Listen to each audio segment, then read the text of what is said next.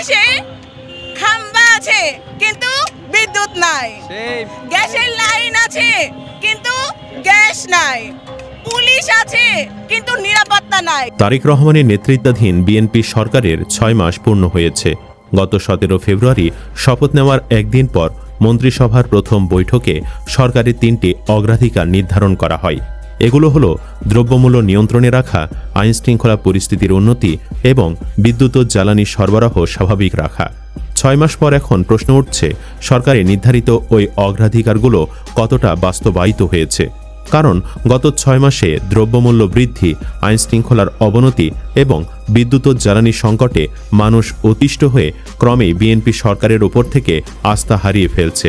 তবে সামান্য কিছু সফলতাও আছে, যদিও সেগুলো উল্লেখ করার মতো না।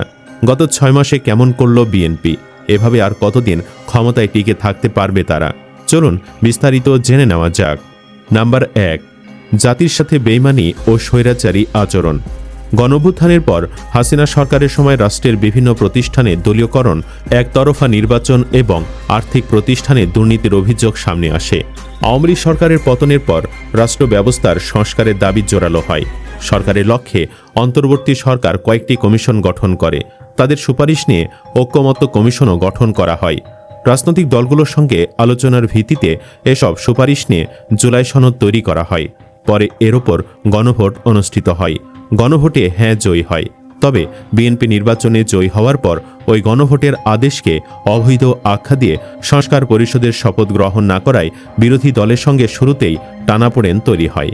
এছাড়া স্বাধীন বিচার বিভাগ, গুম কমিশন গঠন ও দুর্নীতি দমনের মতো কয়েকটি বিষয়ে 6 মাস পার হতে চললেও দৃশ্যমান অগ্রগতি দেখা যায়নি বলে মনে করছেন রাজনৈতিক বিশ্লেষকেরা। সুপ্রিম কোর্ট সচিবালয় আইন অনুমোদন, সুপ্রিম কোর্টের বিচারক নিয়োগ, মানবাধিকার কমিশন অধ্যাদেশের কার্যকারিতা এবং পুলিশ সংস্কারে কার্যকর উদ্যোগের ঘাটতিও হতাশা তৈরি করেছে বলে তাদের মত। গণভোটের রায় বাস্তবায়ন ও সংস্কারের প্রশ্নে বিএনপির অবস্থান নিয়ে বিরোধী দলগুলোর মধ্যেও অসন্তোষ তৈরি হয়েছে। এর মধ্যে 6 মাস না পেরোতেই মাঠের আন্দোলনে নামার ঘোষণা দিয়েছে জামায়াত এনসিপি জোট। অনেকে বিএনপির এই আচরণকে স্বৈরাচারী মনোভাব বলে মনে করছেন। নাম্বার 2, আইনশৃঙ্খলা পরিস্থিতি বদলায়নি। বিএনপি সরকার দায়িত্ব নেওয়ার পর 6 মাসেও আইনশৃঙ্খলা পরিস্থিতি বড় ধরনের উন্নতি হয়নি। বাংলাদেশের একটি তথ্য অনুসারে ফেব্রুয়ারি থেকে জুলাই পর্যন্ত 6 মাসের মব ভায়োলেন্স, রাজনৈতিক সংঘাত, সাংবাদিকদের ওপর হামলা এবং কারাগারে মৃত্যুর একাধিক ঘটনা উঠে এসেছে। প্রতিবেদন অনুযায়ী এই 6 মাসে 220 জন নারী নির্যাতন বা সহিংসতায় মারা গেছেন। বিচার বহির্ভূতভাবে মানুষ মারার ঘটনা ঘটেছে 20টিরও বেশি। কারাগারে বন্দী বা বিচারাধীন অবস্থায় মারা গেছেন 55 জন। নারীর ইজ্জতহানির ঘটনা ঘটেছে 365টি।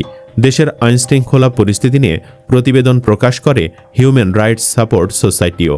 তাদের তথ্য অনুযায়ী গত বছরের প্রথম 6 মাসে রাজনৈতিক সহিংসতার ঘটনা ছিল 529টি। চলতি বছরের প্রথম 6 মাসে তা বেড়ে দাঁড়িয়েছে 830টিতে। মানুষ বিএনপির সময় সহিংসতার পরিমাণ বেড়েছে।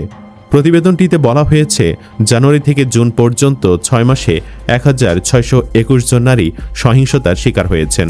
গত বছরের একই সময়ে এই সংখ্যা ছিল 1042, অর্থাৎ এক বছরে এ ধরনের ঘটনা 56% বেড়েছে। এছাড়া আধিপত্য বিস্তারকে কেন্দ্র করে বিভিন্ন ক্যাম্পাসে ক্ষমতাসীন ছাত্রদল কর্তৃক ও শিবিরের ওপর হামলা হয়েছে। বিভিন্ন স্থানে বিরোধী দল এনসিপি ও জামায়াতের ওপরও হামলার ঘটনাও ঘটেছে। এমনকি বিরোধী দলীয় এমপিরা পর্যন্ত নিরাপদ নয়। সম্প্রতি আমির হামজার ওপরও হামলা হয়েছে। অপরাধ বিশ্লেষকেরা বলছেন, দেশের আইনশৃঙ্খলা পরিস্থিতি রক্ষায় বিএনপি পুরোপুরি ফেল করেছে। নাম্বার 3, বিদ্যুৎ সংকট। সরকারের 6 মাসে সবচেয়ে বেশি ভোগান্তির কারণ হওয়া বিষয়গুলোর একটি ছিল বিদ্যুৎ খাত। বিদ্যুতের অভাবে অসংখ্য কলকারখানা বন্ধ হয়ে গেছে, চাকরি হারাচ্ছে লাখো লাখো মানুষ। অন্যদিকে লোডশেডিং এবং অস্বাভাবিক বিদ্যুৎ বিল নিয়ে সরকার সমালোচনার মুখে পড়ে। গ্রাম অঞ্চলে দিনে 15 ঘন্টা, কোথাও এর থেকে বেশি পরিমাণও লোডশেডিং হয়েছে। অথচ সেই তুলনায় শহর অঞ্চলে অনেকটাই কম লোডশেডিং। ফলে জনগণ জানতে চাইছে, গ্রাম অঞ্চলের মানুষ কি মানুষ নয়, শুধু শহরের মানুষই মানুষ? গত কয়েক মাসে বিশেষ করে গ্রামাঞ্চলে লোডশেডিং তীব্র হয়েছে। মধ্যরাতের পর দেশের বিস্তীর্ণ এলাকায় দীর্ঘ সময় বিদ্যুৎ থাকছে না। এতে গৃহস্থালির কাজের পাশাপাশি ব্যবসা বাণিজ্য ও শিল্প উৎপাদনও ক্ষতিগ্রস্ত হচ্ছে। এর মধ্যে চলতি মাসের শুরুতে বিভিন্ন এলাকায় অস্বাভাবিক বিদ্যুৎ বিলের অভিযোগ ওঠে। বিশেষ করে জুন মাসের ব্যবহারের বিপরীতে পাওয়া বিল নিয়ে প্রশ্ন তোলেন অনেক গ্রাহক। তাদের অভিযোগ, স্বাভাবিকের তুলনায় কয়েক গুণ বেশি বিল এসেছে। বিদ্যুতের দাম কী প্রক্রিয়ায় বাড়ানো হয়েছে তা বোঝা যায়নি। অনেক গ্রাহক সকালে উঠে দেখেছেন তাদের বিল দ্বিগুণ হয়ে গেছে। 6 মাসে অন্তত এই খাতকে স্থিতিশীল রাখা যেত বলে মনে করেন বিশ্লেষকরা। নাম্বার 4, জ্বালানি তেলের সংকট। বিএনপি সরকারের অনেকগুলো ব্যর্থতার মধ্যে একটি ছিল জ্বালানি সংকট। কয়েক মাস আগে দেশে পেট্রোল ডিজেলের মারাত্মক অভাব দেখা দেয়। কৃষকরা ডিজেলের অভাবে তাদের জমিতে সেচ দিতে পারেনি। 12 ঘন্টা পর্যন্ত লাইন দিয়ে তেল সংগ্রহ করতে হয়েছে, তবুও চাহিদা অনুযায়ী পাওয়া যায়নি। নাম্বার 5, গ্যাস সংকট। এরপর গত মাসের শেষ দিকে হঠাৎ দেশের বিভিন্ন এলাকায় গ্যাস সংকট তৈরি হয়। গ্যাস সরবরাহের ঘাটতিতে অনেক এলাকার পরিস্থিতি অসহনীয় হয়ে ওঠে। সিএনজি চালকরা 16 ঘন্টা দাঁড়িয়ে গ্যাস পাচ্ছেন, তাও পরিমাণ মতো না। এই পরিস্থিতিতে আগস্টের শুরুতে প্রথমবারের মতো সরকারের বিরুদ্ধে রাজপথে কর্মসূচি পালন করে জামায়াতের নেতৃত্বাধীন 11 দলীয় জোট। বিরোধী দল সচিবালয় ঘেরাওয়ের মতো কর্মসূচিও পালন করে। এভাবে চলতে থাকলে দেশের অর্থনীতি পুরোপুরি ধসে পড়বে। নাম্বার 6, অর্থনৈতিক সংস্কার হয়নি। বিএনপি সরকার দায়িত্ব নেওয়ার সময় দেশের অর্থনীতি খুবই ভালো অবস্থানে ছিল। দুর্নীতি কমে যাওয়ায় যেটি সম্ভব হয়েছিল। ইউনূস সরকার দেশের ইতিহাসের সবচেয়ে বেশি অর্থাৎ $34 বিলিয়ন বৈদেশিক মুদ্রার রিজার্ভ রেখে যান। মুদ্রাস্ফীতিও কমেছিল। অর্থনীতিবিদেরা বলছেন, আওয়ামী লীগ সরকারের সময় থেকে দেশের অর্থনীতি নানা সমস্যার মধ্য দিয়ে গেছে। দীর্ঘ সময় ধরে মূল্যস্ফীতি 2 অঙ্কে ছিল। বিনিয়োগের স্থবিরতা, কর্মসংস্থান সৃষ্টির ধীরগতি, বৈদেশিক মুদ্রার রিজার্ভ কমে যাওয়া, ব্যাংকিং খাতের দুর্বলতা এবং জনসেবার অবনতিতে মানুষের উদ্বেগ বাড়ে। অন্তর্বর্তী সরকার অর্থনৈতিক খাতের এই উদ্বেগ কিছুটা হলেও কমিয়েছিলেন, কিন্তু বিএনপি সরকারের হাতে দেশ যাবার অবস্থা আওয়ামী যুগের চেয়েও বেগতিক হয়ে যাচ্ছে। নাম্বার 7, দ্রব্যমূল্য নিয়ন্ত্রণে আনা যায়নি। কেন্দ্রীয় ব্যাংকসহ বিভিন্ন আর্থিক প্রতিষ্ঠানের প্রধান নিয়োগ নিয়ে সমালোচনা হয়েছে। বিনিয়োগ ও নতুন কর্মসংস্থান তৈরির ক্ষেত্রে বিএনপি যতটা গালগল্প করেছিল, কিছুই এখনও অর্জন হয়নি। গত 4 বছর ধরে দেশে মূল্যস্ফীতি বাড়ছে, তবে সম্প্রতি এটি বাড়ছে লাগামহীনভাবে। এর ফলে দ্রব্যমূল্যও বেড়েছে। নিম্ন ও সাধারণ আয়ের মানুষের মধ্যে এ নিয়ে চরম অসন্তোষ রয়েছে।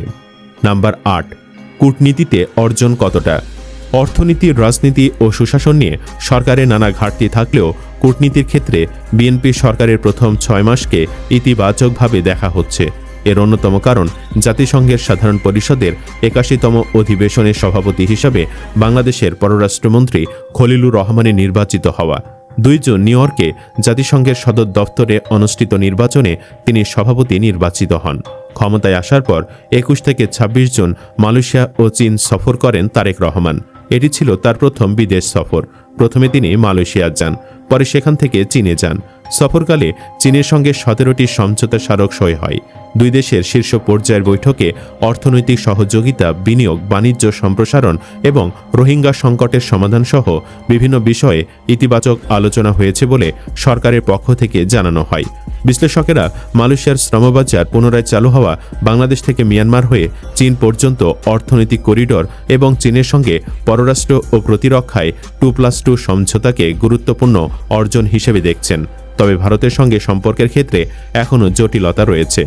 সুপ্রিয় দর্শক, সব মিলে আপনি বিএনপি সরকারকে সফল নাকি ব্যর্থ বলবেন? কমেন্ট বক্সে জানিয়ে দিন আপনার মতামত। ভিডিও ভালো লাগলে লাইক দিন এবং চ্যানেলটি সাবস্ক্রাইব করুন। ধন্যবাদ।